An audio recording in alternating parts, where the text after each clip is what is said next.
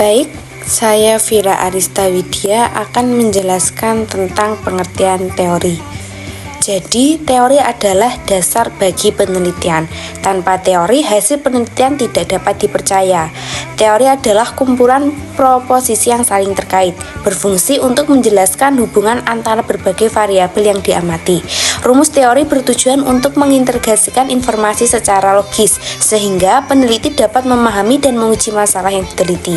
Nah, jadi teori itu sangat penting dalam penelitian untuk memastikan bahwa prosesnya sistematis, akurat, dan valid.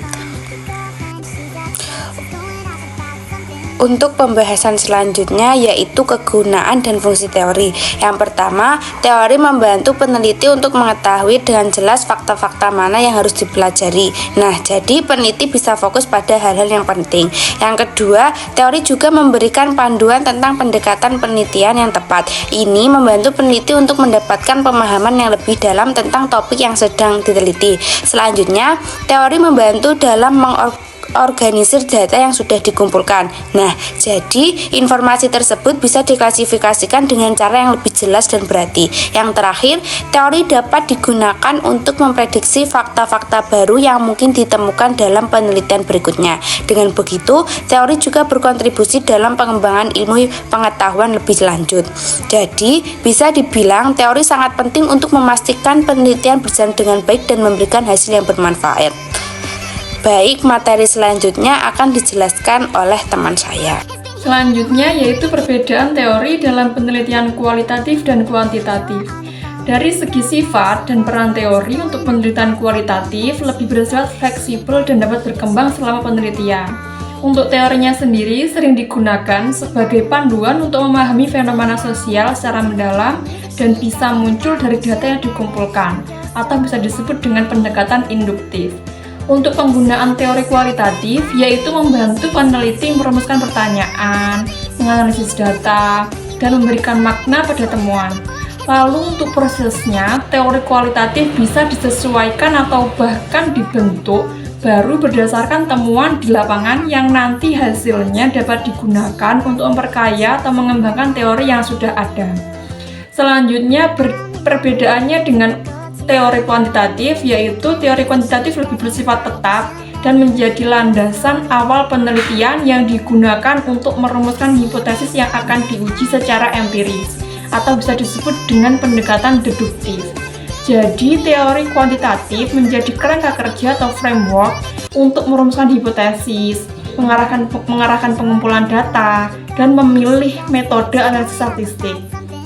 Untuk di sini, kelompok kami mengambil contoh dari artikel yang menggunakan teori pertumbuhan ekonomi Hardomar yang digunakan untuk menguji hubungan investasi dan PDB.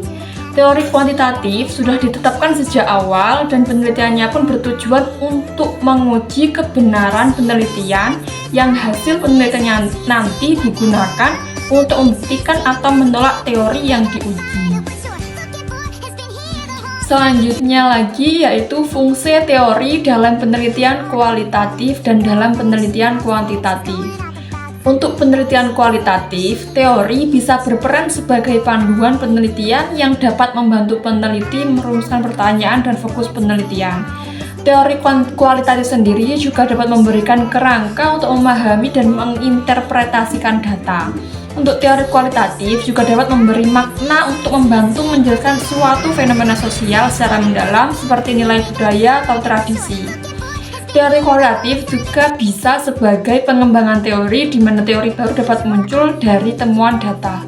Teori ini juga dapat menghubungkan temuan dan mengaitkan hasil penelitian dengan pengetahuan yang sudah ada. Lalu kalau fungsi teori dalam penelitian kuantitatif yaitu sebagai landasan penelitian di mana teori menjadi dasar untuk merumuskan hipotesis dan pertanyaan penelitian. Teori kuantitatif juga digunakan untuk pengujian empiris yang mana teori diuji melalui data statistik untuk membuktikan kebenarannya. Teori kuantitatif juga digunakan untuk menentukan variabel, metode pengumpulan data, dan alat analisis misalnya regresi atau korelasi. Teori ini juga digunakan untuk membantu memandu penelitian agar berjalan secara logis dan terstruktur yang nanti terakhir untuk validasi hasil atau memastikan temuan penelitian akurat dan dapat dipercaya. Untuk materi yang ketiga yaitu penerapan fungsi teori dalam penelitian kualitatif dan kuantitatif. Sebagai penerapan penelitian kualitatif, kami menemukan penelitian yang berjudul Kearifan Lokal dalam Folklor Pohon Beringin Desa Sambi, Kabupaten Kediri yang dilakukan oleh Erawati Dwi Lestari dan kawan-kawan. Dalam penelitiannya, metode yang digunakan yaitu metode kualitatif deskriptif.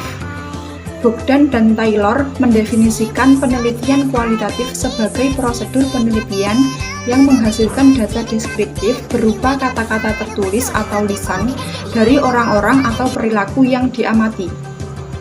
Metode kualitatif deskriptif menyesuaikan pendapat antara peneliti dengan informan.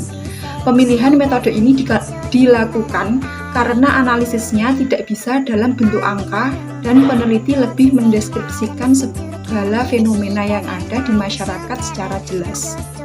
Penelitian ini dilakukan secara bertahap, yaitu untuk memperoleh data yang lengkap. Data yang telah didapat dari proses wawancara dan observasi akan disajikan dengan bentuk deskripsi dengan menggunakan kata-kata yang mudah dimengerti. Selain itu, ada juga data yang mendukung, yaitu denah lokasi dan juga foto-foto hasil observasi menggunakan teori folklore, terutama pendekatan folklore lisan sebagai kerangka teoritisnya. Pendekatan ini sangat penting dalam konteks penelitian kualitatif karena berfokus pada aspek budaya yang tidak hanya memotret realitas, tetapi juga mengeksplorasi nilai-nilai yang mendalam dalam kehidupan masyarakat.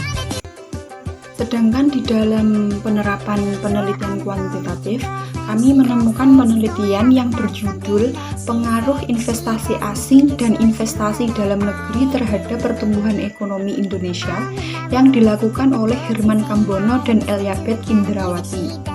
Dalam penelitiannya, metode yang digunakan yaitu metode kuantitatif. Sugiono menyatakan dalam bukunya bahwa metode kuantitatif adalah metode penelitian yang berlandaskan pada filsafat positivisme. Digunakan untuk meneliti pada populasi atau sampel tertentu, pengumpulan data menggunakan instrumen penelitian, analisis data bersifat kuantitatif atau statistik dengan tujuan untuk menggambarkan dan menguji hipotesis yang telah ditetapkan.